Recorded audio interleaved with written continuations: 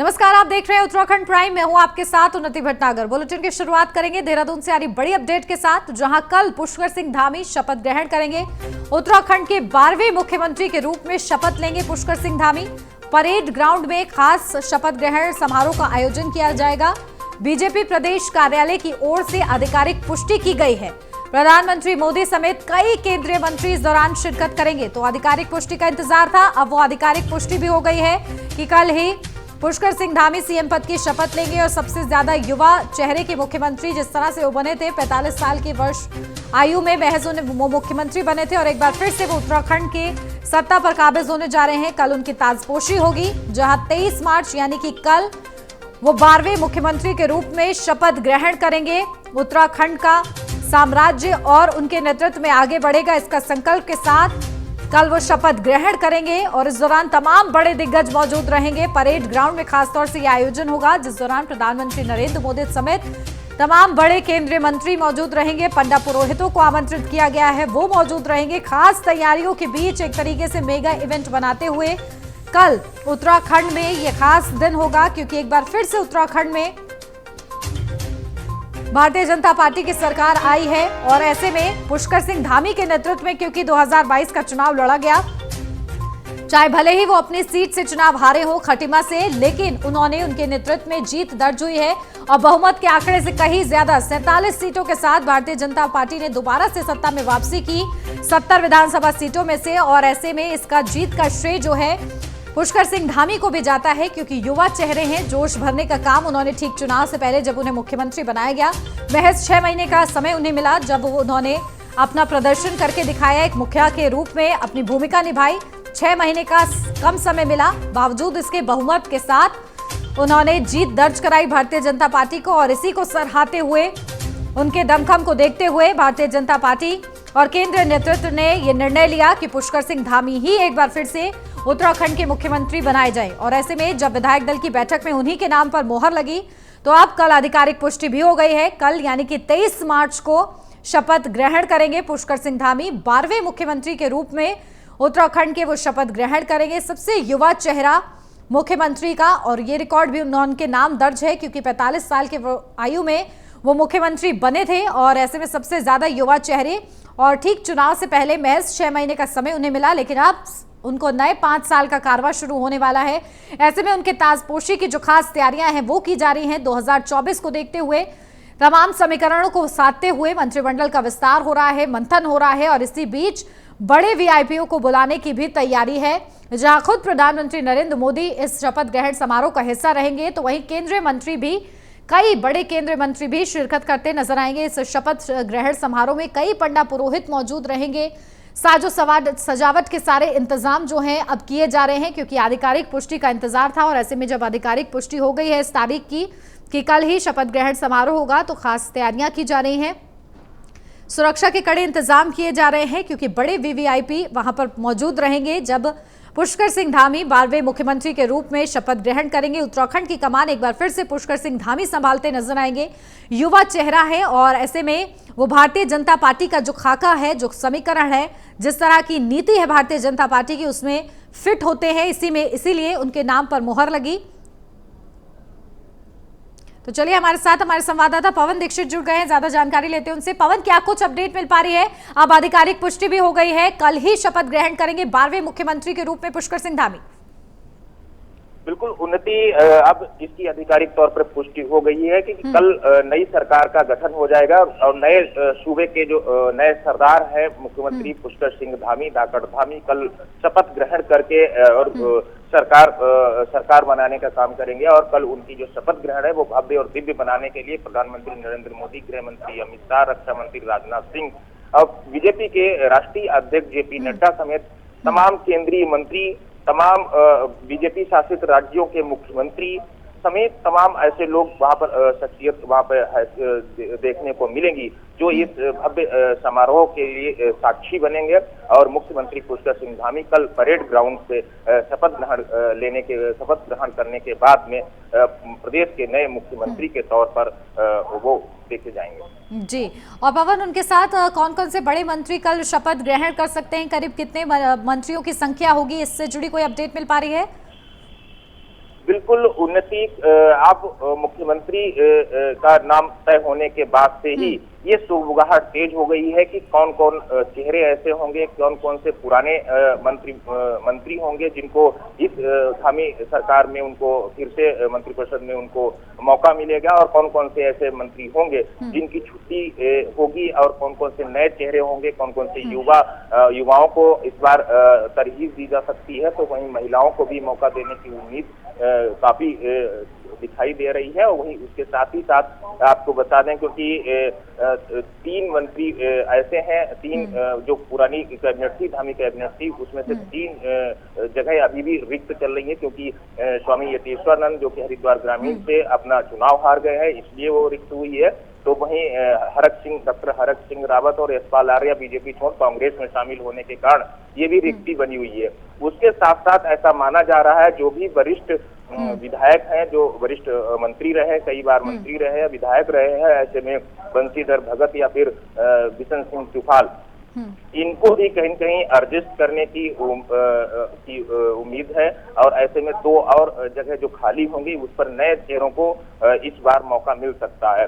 हालांकि अभी इसकी पुष्टि नहीं हुई है, लेकिन ऐसा माना जा रहा है मनन कौशिक या फिर बंशीधर भगत या सतपाल महाराज को विधानसभा अध्यक्ष एक को अध्यक्ष बनाया जा सकता है। तो वहीं अन्य जो बिशन सिंह चुफाल है, इनको राज्यसभा भेजा जा सकता है, इसलिए उनको मंत्रिपरिषद में इस बार जगह नहीं मिल सकती है, और वहां से मुख्यमंत्री पुष्कर सिंह धामी एक बार उपचुनाव भी लड़ सकते हैं। ऐसे में ये 2 जगह जो खाली होंगी उसमें किसी न किसी नए विधायक की लॉटरी खुलना तय माना जा रहा है। जी बिल्कुल, और जैसे कि अब आधिकारिक पुष्टि हो चुकी है पवन, तो ऐसे में किस तरह से तैयारियां तेज होती नजर आ रही हैं परेड ग्राउंड में, खास तैयारियों के बीच, क्योंकि मेगा इवेंट बनाने की इससे तैयारी है, जब इतने बड़े वीआईपीज आ रहे हैं, तो किस तरह की तैयारी आप वहां पर देख पा रहे हैं? बिल्कुल उन्नति, क्योंकि ये स्थान का चयन पहले ही हो चुका था। बीजेपी ने अपनी ओर से स्थान का चयन कर दिया था कि इस बार भव्य और दिव्य शपथ ग्रहण समारोह मनाने के लिए फूले में इसका आयोजन किया जाएगा, जिसको लेकर के परेड ग्राउंड में तैयारियां पिछले 3 दिनों से तेज हो गई थी। मुख्यमंत्री कोई भी होता, लेकिन शपथ ग्रहण समारोह परेड ग्राउंड में ही होता। और ऐसे में जब कार्यवाहक मुख्यमंत्री पुष्कर सिंह धामी को जब नेता सदन बनाया गया, और उसके बाद से तैयारियों को और ज्यादा गति मिलनी शुरू हो गई थी, क्योंकि मुख्यमंत्री पुष्कर सिंह धामी के कार्यकाल में ही अधिकारियों का भी यहाँ पर पोस्टिंग की गई थी। तो ऐसे में कहीं कहीं उन अधिकारियों पर कार्यवाहक मुख्यमंत्री और नेता सदन मुख्यमंत्री पुष्कर सिंह धामी का दबाव था, और उसी तरह से जैसे ही नेता सदन का चयन हुआ था, उसके बाद से और ज्यादा तैयारियां तेज हो गई। कल शाम को भी डीआईजी एसएसपी अरुण मोहन जोशी और जिलाधिकारी डॉक्टर आर राजेश कुमार ने शाम को परेड ग्राउंड के सभी जो तैयारियां हैं उनका जायजा लिया। जहां पर कोई भी कमी दिखाई दे रही थी, तो वहां कार्य करने वाले जो कार्यदायी संस्थाएं हैं उनको भी उन्होंने निर्देशित किया है। और ऐसे में अब प्रधानमंत्री नरेंद्र मोदी का कार्यक्रम आ गया है। कल शपथ ग्रहण कार्यक्रम में जब प्रधानमंत्री नरेंद्र मोदी आए, तो उनके अनुसार जो वीवीआईपी जो प्रोटोकॉल होता है उसको ध्यान में रखते हुए परेड ग्राउंड के आसपास कल प्रधानमंत्री के आने से 12 घंटे पहले, लगभग आज शाम से ही उसको 0 जोन कर दिया जाएगा। और उसके साथ साथ जो सुरक्षा व्यवस्था है उसमें जो पुलिस के जो कर्मचारी जो तैनात, सुरक्षा कर्मचारी जो कर्मी जो तैनात होंगे, उन सबकी लिस्ट आउट हो जाएगी, उन सबका रिहर्सल होगा। और अब से चाहे सुरक्षा व्यवस्था हो या फिर भव्य और दिव्य व्यवस्थाएं जो तैयारियां हैं उनको करने के लिए जो पुलिस और प्रशासन दोनों आपसी सामंजस्य के साथ वहां पर बेहतर व्यवस्थाएं करने में लगे हुए हैं। जी, करीब कितने पुलिसकर्मी वहां पर तैनात होंगे पवन, और किस तरह से रूट डाइवर्जन किया जाएगा ताकि किसी भी तरह की ट्रैफिक की भी समस्या ना हो? उन्नति, हालांकि अभी कुछ ही देर पहले ही इसकी आधिकारिक पुष्टि हुई है कि शपथ ग्रहण समारोह कल होगा, और लगभग दोपहर 2:30 बजे के आसपास का समय निर्धारित किया गया है। ऐसे में अभी जो हालांकि पुलिस की ओर से पूरी व्यवस्थाएं की गई थी, लेकिन आधिकारिक तौर पर ये निर्देश नहीं दिया गया था कि ये 23 तारीख को ही शपथ ग्रहण होगा। ऐसी संभावनाएं भी थी कि 23 तारीख को निरस्त करते हुए 24 तारीख को शपथ ग्रहण हो सकता है, क्योंकि प्रधानमंत्री मोदी को इस शपथ ग्रहण समारोह में आमंत्रित किया जाना था, और जो कि पीएमओ ऑफिस से उनका समय नहीं मिल पा रहा था। लेकिन अब समय निर्धारित हो गया है। ऐसे में अब पुलिस प्रशासन के पास भी इसकी आधिकारिक सूचना पहुंच गई है, और उसके बाद में ही अब ये कितने सुरक्षाकर्मी इस पूरे भव्य कार्यक्रम को सफल बनाने के लिए लगाए जाएंगे, उनको लेकर के माथापच्ची शुरू हो गई है। लेकिन अभी आधिकारिक तौर पर पुष्टि ये भी नहीं हुई है कि अभी कितने पुलिसकर्मी, कितने पुलिस अधिकारी, कितने जवान, कितने पीएसी के जवान और अर्धसैनिक बलों की लगातार यानी कि तैयारियां जो है फिलहाल तेज हो गई। चलिए, बहुत शुक्रिया पवन आपका तमाम महत्वपूर्ण अपडेट के लिए। तो वहीं पुष्कर सिंह धामी को नेता विधानमंडल दल चुने जाने के बाद पुष्कर सिंह धामी शहीद स्थल पहुंचे और उत्तराखंड के शहीदों को उन्होंने श्रद्धांजलि अर्पित की। पुष्कर सिंह धामी ने कहा कि राज्य बनाने के लिए उत्तराखंड के शहीदों ने अपनी आहुति दी थी, इसलिए उनको कभी भुलाया नहीं जा सकता। इतना ही नहीं, उन्होंने कहा कि शहीदों के बलिदान को वे याद रखकर इस राज्य के विकास को और बढ़ाएंगे।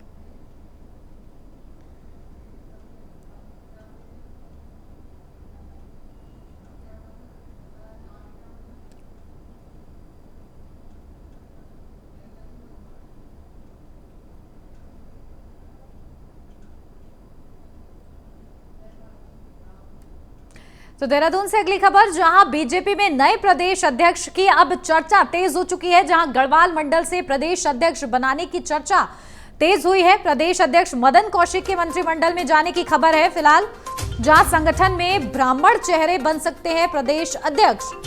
तो वहीं 2024 को देखते हुए संगठन में बदलाव के लिए फैसले लिए जा सकते हैं और इसी के लिए लगातार कयास जो है वो अब जोरों पर है। 2024 को देखते हुए संगठन में कई बड़े बदलाव के फैसले लिए जा सकते हैं और इसी को लेकर बीजेपी में नए प्रदेश अध्यक्ष की चर्चा भी तेज हो गई है। गढ़वाल मंडल से प्रदेश अध्यक्ष बनने की चर्चा है। प्रदेश अध्यक्ष मदन कौशिक को मंत्रिमंडल में जगह मिलने की भी खबरें सामने आ रही हैं। संगठन में ब्राह्मण चेहरा प्रदेश अध्यक्ष बन सकता है, उस पर मोहर लगा सकती है भारतीय जनता पार्टी। केंद्रीय नेतृत्व किस तरह से निर्णय लेता है ये फिलहाल देखने वाली बात होगी, लेकिन क्योंकि 2024 भी प्रभावित करेगा और लोकसभा चुनाव है 2024 में, और ऐसे में 2024 को देखते हुए संगठन में बदलाव के फैसले लिए जा सकते हैं और किसी ब्राह्मण चेहरे को खासतौर से जगह दी जा सकती है। तो ये नई रणनीति और नई समीकरण के साथ नए प्रदेश अध्यक्ष भी चुने जा सकते हैं। इसको लेकर कयास और संभावना बरकरार है, इस पर भी सस्पेंस लगातार बरकरार है, इसको नकारा नहीं जा सकता। तो वहीं प्रदेश अध्यक्ष मदन कौशिक को बड़ी जिम्मेदारी दे सकते हैं, मंत्रिमंडल में उन्हें जगह मिल सकती है। जहां आपको बताते चले कि उनका नाम भी मुख्यमंत्री की रेस में शामिल था और उन नामों में से सबसे आगे पुष्कर सिंह धामी रहे और उन्होंने बाजी मारी। पुष्कर सिंह धामी के नाम पर सीएम की मोहर लगी है, यानी कि मुख्यमंत्री भले ही वो बनेंगे लेकिन मंत्रिमंडल में मदन कौशिक को भी जगह मिल सकती है, इसकी भी संभावना बनी हुई है। तो 2024 को देखते हुए संगठन में बदलाव के चलते ये बड़ा फैसला ले सकता है भारतीय जनता पार्टी और केंद्रीय नेतृत्व मिलकर, जहां गढ़वाल मंडल से प्रदेश अध्यक्ष बनने की चर्चा तेज हुई है। प्रदेश अध्यक्ष मदन कौशिक के मंत्रिमंडल में जाने की खबर है। संगठन में ब्राह्मण चेहरा प्रदेश अध्यक्ष बनाया जा सकता है। आने वाले चुनाव को देखते हुए 2024 के समीकरणों को देखते हुए ये फैसला लिया जा सकता है और संगठन में बड़ा बदलाव किया जा सकता है। जिस तरह से देखिए हमेशा महिलाओं और युवाओं पर फोकस रहता है और इस खास करके अगर उत्तराखंड की बात की जाए तो ब्राह्मण चेहरे को इस बार प्रदेश अध्यक्ष की जिम्मेदारी सौंपी जा सकती है। ये कयास लगातार लगाए जा रहे हैं।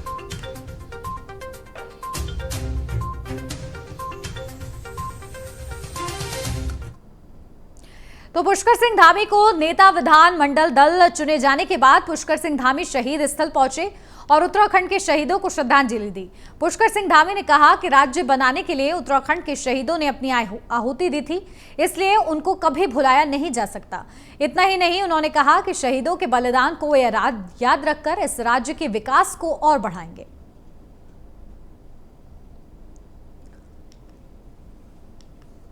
तो देखिए पुष्कर सिंह धामी शहीद स्थल पहुंचे हैं, उन्होंने उत्तराखंड के शहीदों को श्रद्धांजलि अर्पित की है। उन्होंने कहा है कि इस उत्तराखंड को राज्य बनाने में शहीदों का अहम योगदान है।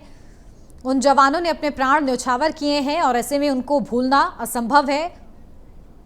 और खबर पर ज्यादा अपडेट के साथ हमारे संवाददाता जितेंद्र पेडवाल हमारे साथ जुड़ गए हैं। जितेंद्र, क्या कुछ अपडेट? देखिए जैसे ही मुख्यमंत्री का नाम सामने आया और आधिकारिक पुष्टि की गई कि पुष्कर सिंह धामी ही आने वाले 5 साल के कारवां में मुख्यमंत्री रहेंगे, उनके हाथ में ही कमान रहेगी उत्तराखंड की, वो शहीद स्थल पहुंचे उत्तराखंड में, उन्होंने शहीदों को श्रद्धांजलि दी। क्या संदेश इसके माध्यम से देना चाहते हैं? जी, जाहिर सी बात है कि उत्तराखंड जो है वो शहीदों की भूमि मानी जाती है और कई जो हमारे उत्तराखंड के नौजवान हैं, बुजुर्ग हैं, माताएं हैं, बहनों ने उन्होंने इस राज्य के गठन के समय जब राज्य की मांग हुई थी तो कई शहीद हुए थे और ये शहीदों की का प्रदेश भी माना जाता है। ऐसे में उन शहीदों की शहादत से ये प्रदेश का निर्माण हुआ था तो उनको इस मौके पर श्रद्धा सुमन अर्पित करना लाजमी बनता है। इसी कड़ी में आज जो है पुष्कर सिंह धामी जो नवनिर्वाचित मुख्यमंत्री उत्तराखंड के हैं वो शहीद स्थल गए और वहां उन्होंने उन्हें श्रद्धासुमन अर्पित किए। उसके बाद कई जगह उनका जाना हुआ, जो विभिन्न यहाँ देहरादून शहर में मूर्तियां हैं उन पर उन्होंने माल्यार्पण किया, चाहे इंद्रमणि बड़ौदी की हों, बाबा साहब अम्बेडकर की हों। तो यही सब कार्यक्रम सुबह से नवनिर्वाचित मुख्यमंत्री का रहा और अब कल जो शपथ ग्रहण समारोह है उसकी तैयारियां भी यहाँ जोरों पर चल रही हैं। परेड मैदान में जोरों पर उसकी तैयारियां हैं। प्रधानमंत्री सहित कई केंद्रीय मंत्री और यहाँ देहरादून आने की संभावना है। कल जब शपथ ग्रहण समारोह होगा तो कई केंद्रीय नेता प्रधानमंत्री नरेंद्र मोदी भी उत्तराखंड में दिखेंगे। जी चलिए, बहुत शुक्रिया जितेंद्र आपका तमाम महत्वपूर्ण अपडेट के लिए। तो वहीं सितारगंज विधानसभा से लगातार दूसरी बार बीजेपी के सिंबल पर जीतकर विधानसभा पहुंचे पूर्व मुख्यमंत्री विजय बहुगुणा के बेटे सौरभ बहुगुणा से प्राइम न्यूज के संवाददाता पवन दीक्षित ने खास बातचीत की है, सुनवाते हैं। इस वक्त बात करने के लिए मौजूद हैं सितारगंज विधानसभा से दूसरी बार लगातार जीत दर्ज करने वाले युवा योग्य विधायक सौरभ बहुगुणा जी। बहुगुणा जी, आपको बहुत बहुत शुभकामनाएं। आपने दूसरी बार लगातार जीत दर्ज की है और कल आपने विधानसभा में सदस्यता की शपथ भी ले ली है। अब नेता सदन का भी चयन हो चुका है, आगे की क्या रणनीति है? सबसे पहले तो मैं आपके न्यूज़ नेटवर्क के सारे लोगों को होली की शुभकामनाएं देता हूं और धन्यवाद देता हूं सितारगंज की जनता को, जिन्होंने मुझको यहां तक दूसरी बार अपना आशीर्वाद देके सदन के अंदर पहुंचाया और सितारगंज की सेवा करने का मौका दिया। और कल हमारे प्रदेश को पुनः माननीय पुष्कर सिंह धामी जी मुख्यमंत्री के रूप में मिले। मैं केंद्रीय नेतृत्व का धन्यवाद करता हूं कि उन्होंने जनता का भावना का ध्यान रखते हुए, क्योंकि आपको पता है जब हम चुनाव लड़ने गए थे तो उनके चेहरे पे चुनाव लड़े थे और युवा सरकार का एक नारा दिया गया था। तो मैं तक केंद्रीय नेतृत्व का बहुत बहुत धन्यवाद करता हूँ। और जहाँ तक आपने बोला कि अब क्या हमारा लक्ष्य है, लक्ष्य हमारा जो हमारा विजन डॉक्यूमेंट था चुनाव में जो हमने रिलीज़ किया था हमारा, उसको धरातल पर उतारना हमारा सबका लक्ष्य होगा। जिन भावनाओं के साथ लोगों ने भारतीय जनता पार्टी को माननीय मोदी जी के नेतृत्व में भारतीय जनता पार्टी की सरकार बनाई है यहाँ पर, उस भावना का ध्यान रखें और विकास योजनाओं को धरातल पर उतारना हमारी प्राथमिकता होगी। जैसे ही युवा सरकार की आवश्यकता थी तो हारे हुए विधायक को भी एक तरीके से मुख्यमंत्री की कुर्सी पर फिर से बैठाने का काम बीजेपी ने किया है। इसके लिए तो सभी लोग उनको धन्यवाद दे रहे हैं, लेकिन कहीं कहीं युवा सरकार में युवा मंत्रियों की भी ज़रूरत है और योग्य मंत्रियों की भी ज़रूरत है। उसमें आपका नाम सबसे अव्वल नंबर पर देखा जा रहा है, आप किस तरीके से देखते हैं? देखिए, ये जैसे मोदी जी अपने हर भाषण में बोल के गए थे माननीय मोदी जी कि ये आने वाला दशक उत्तराखंड का दशक होगा और युवा मुख्यमंत्री हमको मिले हैं। और जितने भी हमारे, अब देखिए मुझे 2 बार पार्टी ने सम्मान दिया, मुझे विधायक बनने का मौका मिला, पार्टी के सिंबल पे मैं चुनाव लड़ा। मुझे बहुत कुछ पार्टी ने दिया है। इस कम उम्र में मैं 2 बार विधायक बन के रिप्रेजेंट कर रहा हूँ अरसद विधानसभा को। तो मेरी पार्टी से कोई अपेक्षा नहीं है। जहाँ भी पार्टी मुझे जिस कार्य में लगाना चाहेगी मैं उस कार्य के लिए मैं आगे आने में तैयार हूँ। और पार्टी का जो फैसला होता है वो सर्वमान्य होता है हम सबके लिए, हम लोग सिपाही हैं पार्टी के। लेकिन मुझे अच्छा लगा कि जो भावना थी उत्तराखंड की जनता की वो पुष्कर सिंह धामी जी को लेके उस भावना का ध्यान रखा गया है और युवा मुख्यमंत्री मिले हैं। मुझे लगता है कहीं ना कहीं आपको देखिए इस कैबिनेट में आपको अच्छे योग्य लोग, पहले भी बहुत शिक्षित और योग्य लोग इस कैबिनेट में थे, उन्होंने इस प्रदेश को अच्छी तरह चलाया। उसका रिजल्ट ये आया कि हम 2/3 मेजॉरिटी के साथ वापस जीत के आए हैं। और मुझे लगता है कि इस बार भी बहुत अच्छी कैबिनेट आपके सामने आएगी और उत्तराखंड को आगे ले जाएगी। बहुगुणा जी मुख्यमंत्री रहे प्रदेश के और उसके बाद में जब से उन्होंने बीजेपी ज्वाइन की है तब से वो बीजेपी के एक तरीके से संकट मोचन की भूमिका में रहे हैं। हमेशा बीजेपी को आगे बढ़ाने का उन्होंने काम किया है। हर विवाद से वो दूर रहे हैं, निर्विवाद छवि के माने जा रहे हैं वो। आज की डेट में उनकी पहुँच भी सबसे अच्छी मानी जा रही है अमित शाह और मोदी जी के पास।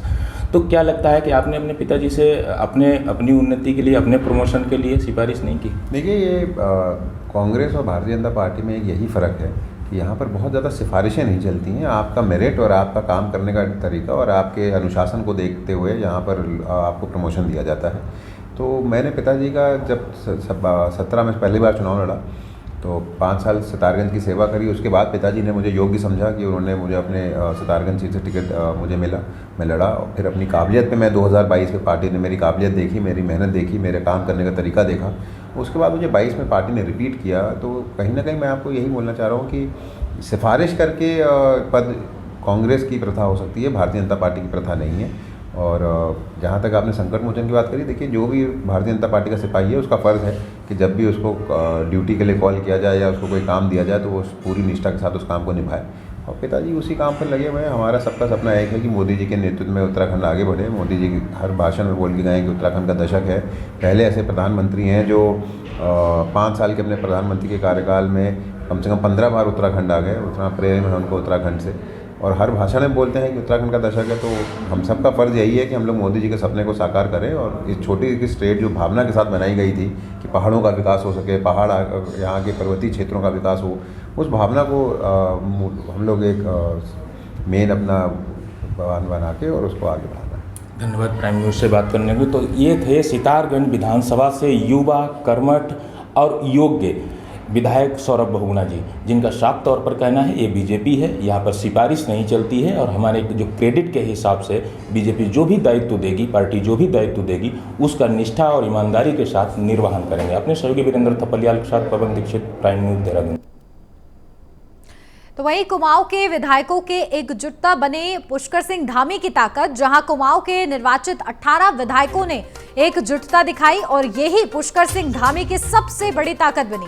4 विधायकों ने धामी के लिए अपनी सीट छोड़ने तक की पेशकश कर दी, जहां धामी ने 550 से ज्यादा जनहित के नीतिगत फैसले लिए और उसका परिणाम ये रहा कि ये तमाम विधायक एकजुट रहे, क्योंकि खटीमा सीट से चुनाव हारे पुष्कर सिंह धामी। बावजूद इसके तमाम ये जो विधायक हैं, 4 विधायक, वो एकजुट हो गए और उन्होंने अपनी सीट छोड़ने तक की पेशकश धामी के सामने रख दी कि वो उनकी सीट, अपनी सीट जो है पुष्कर सिंह धामी के लिए छोड़ने के तैयार है।